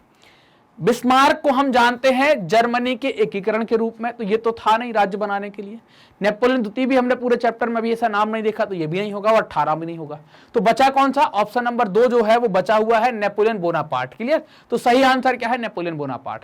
तो नेपोलियन बोनापार्ट के द्वारा ही जर्मन राइन राज्य का निर्माण किया गया था, इसकी स्थापना की गई थी। अगला प्रश्न है प्रश्न नंबर 24, नेपल्स की क्रांति कब हुई थी? आपको बताना है कि नेपल्स के अंदर जो क्रांति हुई थी वो कब होती है। ये इटली का ही एक हिस्सा होगा, और इसके बारे में बताना है कि भाई कब क्रांति हुई थी। तो नेपल्स की क्रांति 1821 के अंतर्गत आप देखेंगे कि नेपल्स में 1821 में एक क्रांति होती है। अगला प्रश्न है प्रश्न नंबर 25, राष्ट्रवाद को चित्रों के माध्यम से दर्शाने वाला निम्नलिखित में से कौन सा था? बिल्कुल ऐसा ही प्रश्न हमने 1-20 के पहले किया है ना? तो कौन था वो व्यक्ति? उस व्यक्ति का नाम है फ्रेडरिक सरायू। इनके द्वारा कितने चित्र बनाए गए थे? 4 चित्र बनाए गए थे। पहले चित्र का जिक्र हमारी बुक के अंतर्गत भी है, जिसमें हमने देखा हुआ था कि ईसा मसीह और जो स्वतंत्रता की देवी और लाइन लगाकर अलग अलग देश के लोग आ रहे हैं, सभी समाज, सभी वर्ग के, सभी उम्र के लोग सामने आ रहे हैं, वंदना कर रहे हैं, बता रहे हैं कि भाई हमको आजादी करवा दो। तो फ्रेडरिक सरायू जो है वो आपका राइट आंसर है। कि फ्रेडरिक सरायू कौन है? उन्होंने राष्ट्रवाद को चित्रों के माध्यम से दर्शाया था। नेपल्स और सिसिली को गैरीवाल्डी ने किसे दिया? आप समझो कि नेपल्स क्या है और सिसिली क्या है। आपने देखा होगा जब हम इटली के एकीकरण को पढ़ रहे थे तो उसमें 2 सिसिलियों का एक राजतंत्र आया होगा, तो सिसिली वहीं से आया। तो अब जब इटली का एकीकरण हुआ और इस सिसिली इटली का हिस्सा है, तो इनमें से किसको होना चाहिए उसका आंसर? इटली का जो राजा बनेगा उसी को ये दी गई होगी। तो इटली का राजा कौन बनेगा? विक्टर एमानुएल द्वितीय। तो ये सही आंसर क्या हो जाएगा? विक्टर एमानुएल द्वितीय हो जाएगा। 4 ऑप्शन है आपके सामने, जेसी हर्डर, विक्टर एमानुएल, फर्डिनेंड और नेपोलियन तृतीय। तो सही आंसर हमको पता ही है कि विक्टर एमानुएल होगा। गैरीवाल्डी कौन है? जो एकीकरण के लिए आपने देखा काबूर ने नेतृत्व किया था, फिर कई सारे युद्ध लड़े गए थे, वो गैरीवाल्डी के नेतृत्व में लड़े गए थे। तो उनने क्या है, नेपल्स और सिसिली को इटली के एकीकृत इटली के जो राजा बने थे विक्टर एमानुएल द्वितीय, विक्टर एमानुएल द्वितीय को उनने अपना ये नेपल्स और जो एक इलाका जीता हुआ था, कौन सा? नेपल्स और सिसिली, है ना, ये किसको दे दिया था उन्होंने? विक्टर एमानुएल द्वितीय को दे दिया था। अगला प्रश्न है प्रश्न नंबर 27, 1832 में कुतुस्तुनिया की संधि से, है ना, कुतुस्तुनिया की संधि से संधि ने किस प्रकार या किस राष्ट्र को स्वतंत्र मान्यता प्रदान की थी? तो हमने देखा हुआ था कि कुतुस्तुनिया की संधि किसके साथ हो जाती है? तो ये संधि होती है 1832 में, और इससे कौन सा देश स्वतंत्र हो जाता है? यूनान स्वतंत्र हो जाता है। कुतुस्तुनिया की संधि किसके साथ होती है? ऑटोमन साम्राज्य के साथ होती है, और वो क्या करते हैं? यूनान को स्वतंत्र राष्ट्र मान लेते हैं। तो यूनान क्या हो जाता है? स्वतंत्र राष्ट्र बन जाता है। तो आपका आंसर नंबर क्या सही हो जाएगा? डी नंबर का यूनान आपका सही आंसर हो जाएगा। अगला प्रश्न है प्रश्न नंबर 28, एकीकृत इतावली गणराज्य के लिए एक कार्यक्रम प्रस्तुत करने की कोशिश की थी। कावूर ने, मेस्सिनी ने, विक्टर एमानुएल ने और गैरीवाल्डी ने।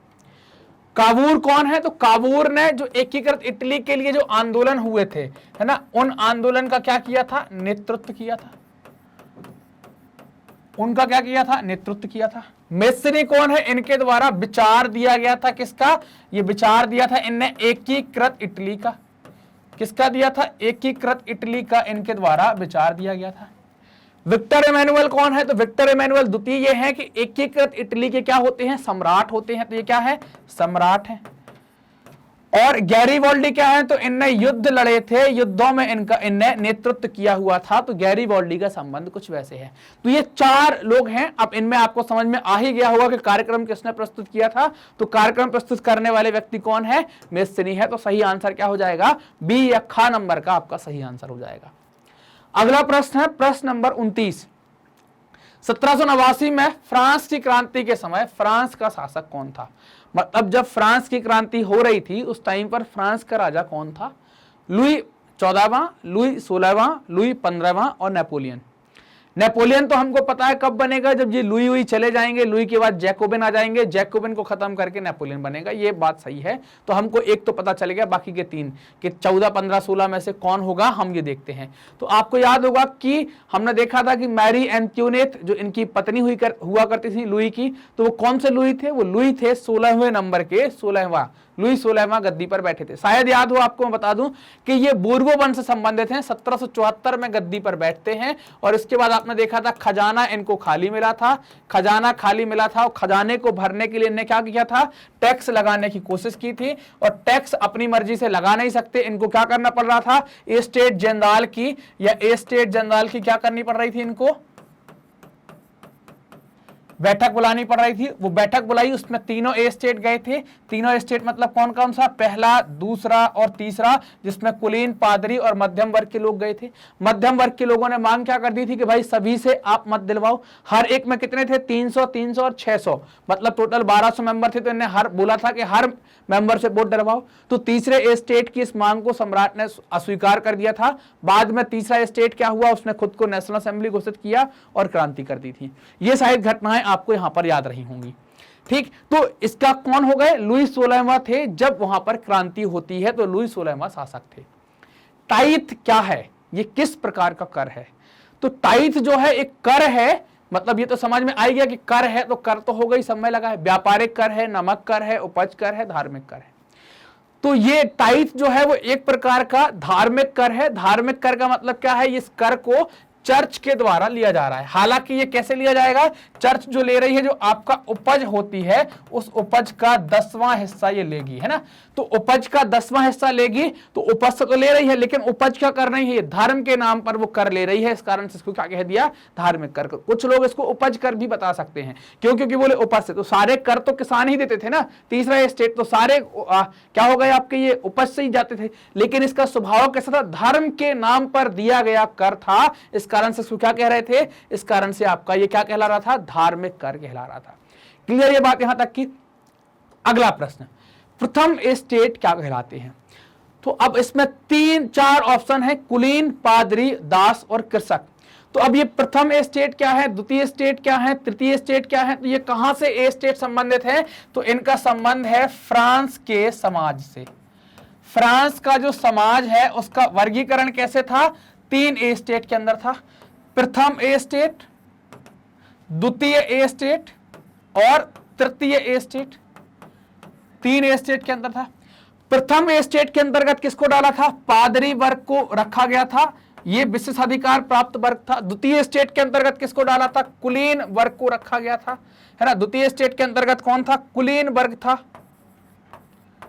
और तृतीय स्टेट के अंतर्गत कौन था? तो पादरी और कुलीन को छोड़ने के बाद जो आम जन बचते हैं, आम मतलब आम से मैंगो मत समझ लेना, जन साधारण जिनको आप कहते हैं, वो साधारण लोग क्या थे? वो साधारण लोग इसका हिस्सा हुआ करते थे, तृतीय स्टेट का। तो अब ये जो 2 स्टेट हैं, प्रथम और द्वितीय, इनको किसी प्रकार का कोई टैक्स तो देना नहीं पड़ता था, है ना। इनको किसी प्रकार का कोई टैक्स देना नहीं पड़ता था। टैक्स कौन देता था? सारे टैक्स किसको लग रहे थे? ये लोग हर प्रकार का टैक्स देते थे। और इन्हीं लोगों के द्वारा क्या की गई थी? क्रांति की गई थी। यही लोग क्रांति आगे लेकर आते हैं। तो इससे पूछा गया कि प्रथम स्टेट क्या? ये इसलिए बता दिया कि आगे द्वितीय और तृतीय का भी आएगा, तो बार बार बताना नहीं पड़ेगा, आपको क्लियर हो जाएगी।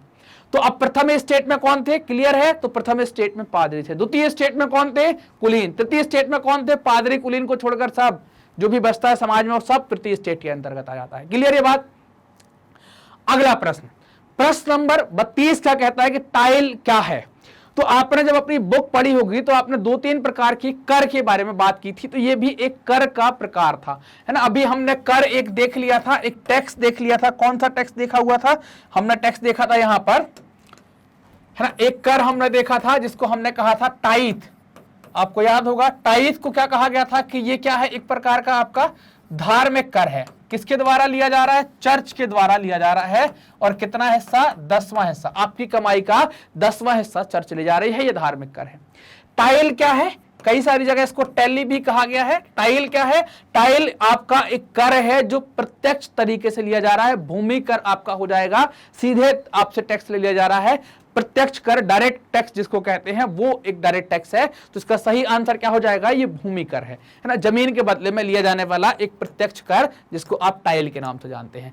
इनके अलावा सरकार को विभिन्न प्रकार के कर जाते ही थे, कई सारे अप्रत्यक्ष कर भी लगा ही करते थे साथ में। क्लियर ये बात। अगला प्रश्न आता है कि यंग इटली सोसाइटी की स्थापना किसके द्वारा की गई थी। अब यंग इटली सोसाइटी की स्थापना किसके द्वारा की गई थी, कैवूर, बिस्मार्क, मेस्सिनी और गैरीबाल्डी। 4 ऑप्शन आपके सामने। कैवूर फिर से पता है कि इटली के एकीकरण का नेतृत्व किया था। बिस्मार्क ने जर्मनी के एकीकरण का नेतृत्व किया था। मेस्सिनी वो व्यक्ति है, इन्हें 2 ऑर्गेनाइजेशन बनाए थे। कौन कौन से, एक बनाया था यंग इटली, एक कौन सा बनाया था, यंग इटली, और दूसरा कौन सा बनाया था, यंग यूरोप। कौन सा बनाया था, यंग यूरोप। और ये एक गुप्त संगठन हुआ करते थे एक प्रकार के, ये एक गुप्त संगठन से जुड़े भी थे। बाद में देश निकाला हुआ, फिर इन्हें ये संगठन बनाए और इटली के एकीकरण के लिए विचार प्रस्तुत किया और इटली के मुक्ति का आधार बताया था इटली के एकीकरण को। और गैरीबाल्डी ने क्या किया था, इटली के लिए लड़ाइयां लड़ी थी। तो सही आंसर क्या हो जाएगा आपका, सी, मेस्सिनी जो है वो यंग इटली सोसाइटी की स्थापना मेस्सिनी के द्वारा की गई। यह क्या है, एक प्रकार का गुप्त संगठन होता है या हुआ करता था। अगला प्रश्न है प्रश्न नंबर 34 कि वियना संधि कब हुई थी या कहां हुई थी, यह बताना है। तो वियना संधि मतलब वियना तो जगह कहां हो गई, ऑस्ट्रिया के अंदर हो गई। तो वियना संधि हुई थी ये बतानी है। 4 डेट है, 1805, 1810, 1815 और 1819। इनमें से कौन सी डेट में वियना संधि आपकी होती है, ये आपको बताना है कब आपकी वियना संधि हुई थी। क्लियर। तो अब ये कैसे बताएंगे भाई कब हुई थी, तो आपको मैंने बताया था कि वियना संधि कैसे हुई थी कि नेपोलियन बोनापार्ट अपनी एक लड़ाई हारता है 1815 की। इस लड़ाई को क्या कहते हैं, वाटरलू की लड़ाई कहलाती है। याद है कि नहीं है, अभी अपन ने जब कर रहे थे ये क्वेश्चन कर रहे थे तभी हमने बात की थी।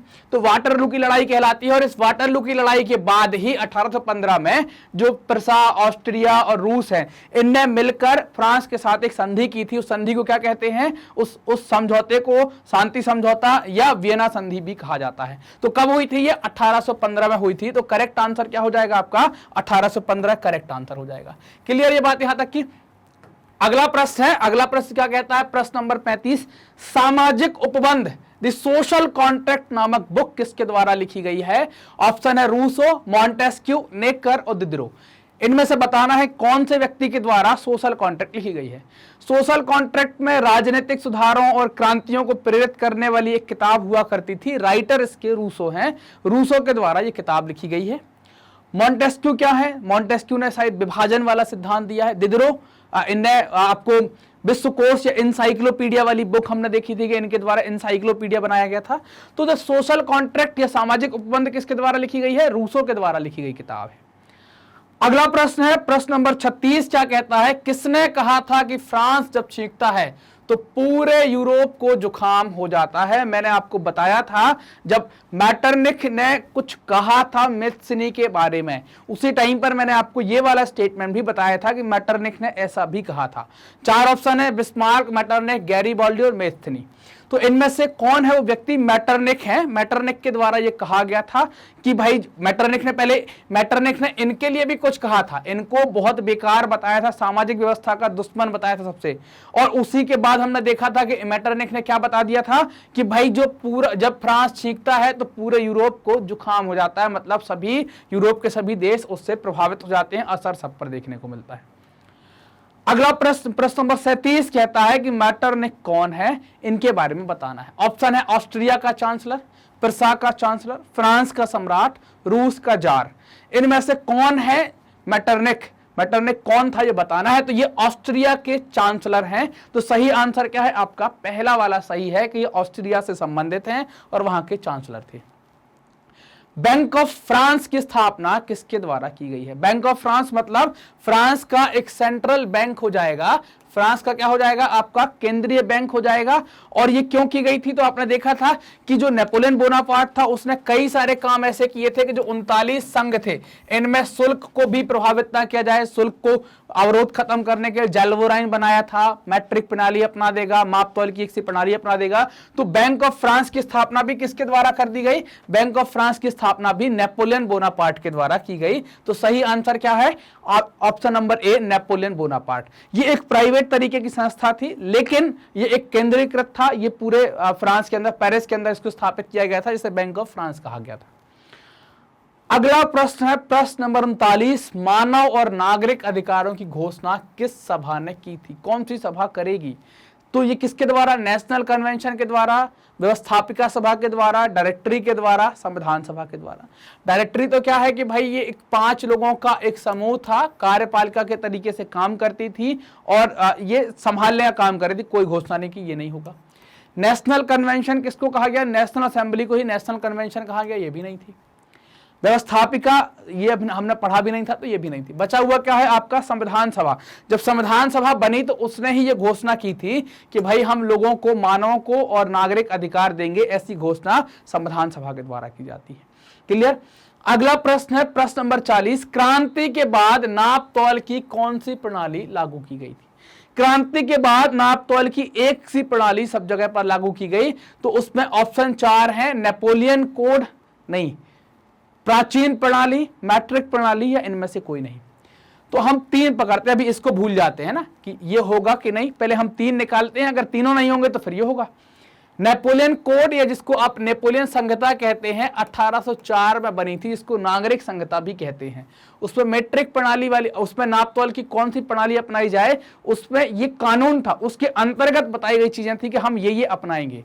ये नेपोलियन कोड वो प्रणाली नहीं थी, इसके अंतर्गत वो प्रणाली बताई गई थी, तो ये वाला भी क्या हो जाएगा? कैंसिल। प्राचीन प्रणाली तो होनी नहीं थी, क्योंकि नेपोलियन जो है वो क्या करने वाला था? मॉडर्नाइजेशन को या आधुनिकीकरण को अपनाने वाला था, तो ये भी नहीं होगा। तो सही ऑप्शन क्या बचा है आपके पास? मैट्रिक प्रणाली जो है वो आपका क्या है? सही ऑप्शन हो जाता है। मैट्रिक प्रणाली नेपोलियन के द्वारा अपनाई गई या क्रांति के बाद अपनाई गई नाप तौल की एक प्रणाली थी। प्रश्न नंबर 41, 1848 के फ्रैंकफर्ट सभा में संयुक्त जर्मनी का ताज किसे प्राप्त हुआ था? फ्रैंकफर्ट सभा में जब बैठे भाई सभी लोग गए, संसद निर्वाचित हुई, वहां पर बैठे, तो वो लोग चाहते थे कि ऐसा राजा आ जाए जो अपने आप को संविधान के नीचे स्वीकार करना स्टार्ट कर दे। लगा कि ये राजा या ये गद्दी जो है वो किसी एक व्यक्ति को दे देनी चाहिए। फ्रेडरिक विलियम चतुर्थ के पास ये गई कि भाई इनको आप दे दें, लेकिन वो अस्वीकार कर देते हैं। तो ये फ्रेडरिक विलियम का संबंध कहां से है ये बताना है। फ्रांस के शासक हैं, ऑस्ट्रिया के शासक हैं, इटली के प्रशासक हैं, या प्रसा के शासक हैं? तो इनमें से जो सही आंसर है वो है प्रसा के शासक हैं, फ्रेडरिक विलियम फोर्थ। उनको दी गई थी, उनने उस चीज को अस्वीकार कर दिया था। अस्वीकार करके वो विद्रोहियों के साथ मिल जाते हैं, जो संविधान को या गणतंत्र का विरोध करते थे, ऐसे राजाओं के साथ वो जाकर मिल जाते हैं। अगला प्रश्न है प्रश्न नंबर 42, द्वितीय स्टेट किसे कहा जाता है? तो हम ए स्टेट के बारे में बात कर चुके हैं कि फ्रांस का समाज जो है वो 3 ए स्टेट में बटा है, प्रथम, द्वितीय और तृतीय। प्रथम के अंतर्गत हमने पादरी वर्ग को देखा था, द्वितीय के अंतर्गत हमने कुलीन वर्ग को देखा था, तृतीय के अंतर्गत ये बाकी के बचे हुए जो लोग थे उनको देखा था। तो इसका संबंध किससे हो जाएगा? इसका संबंध हो जाएगा कुलीन वर्ग के साथ। तो ये कुलीन वर्ग जो है वो इनसे जुड़े हुए थे। प्रथम और द्वितीय स्टेट के लोगों को जन्मना अधिकार प्राप्त थे, जो विशेषाधिकार कहलाते थे। इनको लगान या टैक्स नहीं देना पड़ता था, कर नहीं देना पड़ता था। अगला प्रश्न है प्रश्न नंबर 43, 1861 में संयुक्त इटली का शासक कौन बना? इटली का एकीकरण किया गया। इटली कितने राज्यों में विभक्त था? 7 में। इटली के एकीकरण का विचार किसके पास आया? मेस्सिनी के पास। मेस्सिनी के बाद जिम्मेदारी किसने ली? विक्टर इमैनुअल के द्वारा या विक्टर इमैनुअल के द्वारा। और इनका एक मंत्री था कावूर, कावूर ने उसका नेतृत्व किया हुआ था। तो ये घटना यहां पर हमने देखी कि भाई मेस्सिनी आ गए, यहां पर मेस्सिनी आ गए। मेस्सिनी ने विचार दिया, विक्टर इमैनुअल ने कंधे पर लिया, मंत्री ने एग्जीक्यूट किया और गैरीबाल्डी ने उनके लिए युद्ध लड़े। ठीक, तो अब यह आता है कि भाई संयुक्त इटली का शासक किसको बनाया गया था? तो संयुक्त इटली का शासक बनाया गया था विक्टर इमैनुअल को, है ना। कौन बनते हैं? Victor Emmanuel. तो ये आपका विक्टर इमैनुअल द्वितीय, है ना, विक्टर इमैनुअल द्वितीय, ये आपका सही आंसर हो जाएगा, है ना। अगर द्वितीय नहीं लगा होता तो हम विक्टर इमैनुअल पे चले जाते, लेकिन करेक्ट आंसर कौन सा है? द्वितीय वाला। बिस्मार्क कौन है? जर्मनी के एकीकरण से संबंधित है। कावूर कौन है? कावूर इटली के एकीकरण के आंदोलनों का नेतृत्व करते हैं। राजा कौन बनते हैं? विक्टर इमैनुअल द्वितीय। इटली का एकीकरण कब पूरा होता है ये बताना है। डेट है 1870, 1873, 1876 और 1889। इनमें से कौन सी तारीख को इटली का एकीकरण पूर्ण हो जाता है? 1870 में इटली का एकीकरण पूर्ण हो जाता है। इटली मतलब जो 7 राज्य थे उनको इकट्ठा करके एक देश बना दिया जाता है, राष्ट्र राज्य बनता है, और विक्टर इमैनुअल द्वितीय क्या होते हैं? उस देश के राजा बन जाते हैं। जर्मनी का एकीकरण कब पूरा हुआ? इटली और जर्मनी का एकीकरण हमने साथ साथ में देखा था। जिनने भी इटली और एकीकरण से संबंधित कॉन्सेप्ट में कोई डाउट हो, आप हमारा वीडियो देख सकते हैं, प्लेलिस्ट में जाएंगे तो आपको उसका कॉन्सेप्ट वीडियो भी मिल जाएगा, इटली और जर्मनी का एकीकरण वाला। तो इसका एकीकरण कब पूरा हुआ? ऑप्शन है 1878, 1869, 1879, 1861 और 1871। इनमें से सही आंसर है आपका डी वाला, 1871 में जर्मनी का भी एकीकरण पूर्ण हो जाता है ना। और ये एकीकरण किसके द्वारा किया गया था? बिस्मार्क इसमें अग्रणी था, उनके द्वारा ही जर्मनी का एकीकरण करवाया गया। अब बात आती है कि जर्मनी का एकीकरण किस युद्ध के बाद पूरा होता है? ऑस्ट्रिया प्रसा, फ्रांस ऑस्ट्रिया, और इनमें से कोई नहीं। इनमें से एक हमें आंसर लगाना है। तो फ्रांस प्रसा युद्ध के बाद और जर्मनी का एकीकरण कंप्लीट हो जाता है और 1871 में ये एकीकरण पूरा हो जाता है। क्लियर? फ्रांस की क्रांति में मुख्य भूमिका किसने निभाई थी? कृषक वर्ग ने, कुलीन वर्ग ने, मजदूर वर्ग ने और मध्यम वर्ग ने। ये हम बार बार पढ़ चुके हैं। किस वर्ग के द्वारा भूमिका निभाई गई थी, किस वर्ग ने ज्यादा रोल निभाया था? वो वर्ग था मध्यम वर्ग के द्वारा क्रांति के लिए भूमिका निभाई गई थी। तो सही आंसर आपका क्या है? मध्यम वर्ग के द्वारा ये भूमिका निभाई गई थी। क्लियर? अगला है प्रश्न नंबर 48। क्या कहता है? प्रिसाका ऑस्ट्रिया के साथ किस संधि के द्वारा युद्ध विराम हुआ था? है ना, प्रिसाका ऑस्ट्रिया के साथ किस संधि के बाद युद्ध विराम हुआ था? 4 ऑप्शन है, वियना, वर्साए, पेरिस और लंदन। किस संधि के बाद था आप बताइए? तो संधि है वियना संधि के बाद प्रिसाका ऑस्ट्रिया के साथ संधि के साथ क्या हो गया था? युद्ध विराम हो जाता है। अगला प्रश्न है प्रश्न नंबर 49। जर्मनी के एकीकरण के बाद चांसलर कौन बना था? तो जर्मनी के एकीकरण के बाद चांसलर कौन बना था? तो मैटरनिक का संबंध तो किससे है? ऑस्ट्रिया के साथ है। ऑस्ट्रिया के चांसलर थे ये तो नहीं होंगे। नेपोलियन का संबंध किसके साथ है? फ्रांस के साथ है। फेडरिक जो है, फेडरिक जॉर्ज का तो ये ठीक है। तो इनका संबंध किसके? फेडरिक का अगर हम केवल फेडरिक नाम देखें तो फेडरिक का संबंध हमने किससे देखा था? प्रिसा के साथ देखा था। तो बचा हुआ कौन है अपने पास? तो बचे हुए हैं बिस्मार्क। तो सही आंसर क्या है? बिस्मार्क को जर्मनी के एकीकरण के बाद वहां का चांसलर बनाया गया था। इनको जर्मनी के एकीकरण का पिता कहा जाता है। अगला है प्रश्न नंबर 50। इटली के एकीकरण से पूर्व, मतलब जब इटली का एकीकरण नहीं हुआ था, तो मध्य इटली पर, मतलब इटली के बीच के इलाके पर किसका कब्जा हुआ करता था? पोप का, सार्डिनिया का, फ्रांस का और ऑस्ट्रिया का। तो आप देखेंगे जो रोम है या वेटिकन सिटी है, उस पर पोप का कब्जा या पोप का अधिकार आज भी आप देखेंगे, उसको सिटी ऑफ पोप कहा जाता है। तो यहां पर इटली के मध्य वाले इलाके में किसका कब्जा रहा होगा या किसका प्रभुत्व रहा होगा? तो आंसर सही होगा कि पोप का रहा होगा, है ना। तो ये बात हमने यहां पर अपने चैप्टर के सभी ऑब्जेक्टिव कंप्लीट कर लिए हैं, सभी बहुविकल्पीय प्रश्न कंप्लीट कर लिए हैं, और हमने साथ में कुछ कुछ डिटेल भी देखी है, ताकि हमारा चैप्टर का कॉन्सेप्ट जो है थोड़ी बहुत अगर रह भी गया हो तो उसको भी हम साथ में स्ट्रॉन्ग करते चले जाएं। मैग्नेट ब्रेन्स ने आपकी सुविधा के लिए magnetbrains.com एक वेबसाइट बनाई है। जैसे ही गूगल पर आप इंटर करेंगे magnetbrains.com, तो गूगल में डालेंगे तो आपको मैग्नेट ब्रेन का पेज खुल जाएगा। पहली लिंक आएगी, उस पर क्लिक करेंगे तो आप मैग्नेट ब्रेन की वेबसाइट पर चले जाएंगे। अब बात आती है कि यार ये वेबसाइट सर क्यों बनाई है? तो वेबसाइट इसलिए बनाई है ताकि आप अपनी पढ़ाई अच्छे से कर सके, व्यवस्थित तरीके से कर सके, आपको वीडियो देखने में और पढ़ने में किसी प्रकार की कोई तकलीफ ना हो। जैसे ही इंटर हुए वहां पर जाकर आपको सेलेक्ट करना है कि मीडियम क्या होगा, तो आपने यहां पर क्लिक किया, टैप किया, दबाया यहां पर, और आपने सेलेक्ट किया हिंदी मीडियम। उसके बाद आपको क्लास सेलेक्ट करनी है। आप कक्षा 10वीं की है तो आपने कक्षा 10वीं यहां पर सेलेक्ट कर ली। इसके बाद क्या है भाई, जैसे ही 10वीं सेलेक्ट की तो फिर आपके सामने सारे टीचर आ गए। कौन से सब्जेक्ट को आपको पढ़ना है वो आपके ऊपर है, जिसको भी आपको पढ़ना है। मान लीजिए कि आप सोशल साइंस पढ़ने वाले हैं, तो आपने क्लिक किया सोशल साइंस पर। जैसे ही वॉच नाउ पर क्लिक करेंगे, यहां पर इसको दबाएंगे, तो क्या होगा कि एक ऐसी लिस्ट आपको खुल जाएगी। ऐसी लिस्ट खुलेगी, इसमें से आपको कौन सा वीडियो देखना है। जैसे आपने वॉच नाउ पर क्लिक किया, वॉच नाउ पर करेंगे तो ऐसा एक वीडियो आपको प्ले हो जाएगा। वीडियो प्ले होगा, आप नेक्स्ट बटन करके अगले वीडियो पर आसानी से आ जाएंगे, आपको कोई परेशानी नहीं होगी। एक के बाद एक बहुत अच्छे तरीके से, सिस्टमैटिक तरीके से आप अपने वीडियो देखते चले जाएंगे। मैग्नेट ब्रेन्स हिंदी माध्यम के विद्यार्थियों को कक्षा 6 से लेकर कक्षा 12वीं तक का संपूर्ण पाठ्यक्रम बिल्कुल निःशुल्क उपलब्ध करा रही है। ये पाठ्यक्रम प्राप्त करने के लिए आपको करना क्या है?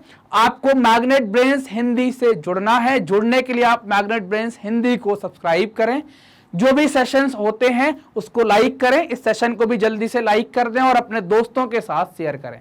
शेयर करना कभी ना भूलें ताकि फायदा सभी लोग उठा सकें, सभी का भला हो सके। और कमेंट कर हमें भी बताएं कि आपको वीडियोस कैसे लग रहे हैं। Thank you.